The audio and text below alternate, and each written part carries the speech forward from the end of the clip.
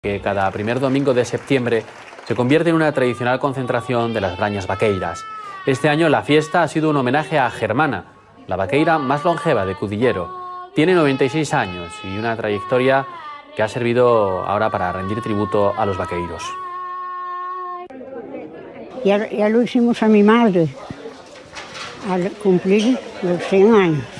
Las tradiciones vaqueiras que tenemos en el concejo, que aparte también me gustaría recalcar que es un concejo que sus brañas siguen activas. Pueblo, si no, abandónense. Esto queda desierto. Llevo muchos años reivindicando la cultura vaqueira.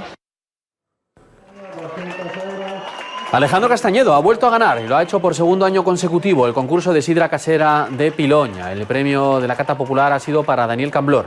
En la quinta edición del certamen han participado más de 50 llagareros aficionados del concejo. La participación, pese a no ser el año de la manzana, sorprendió a la organización.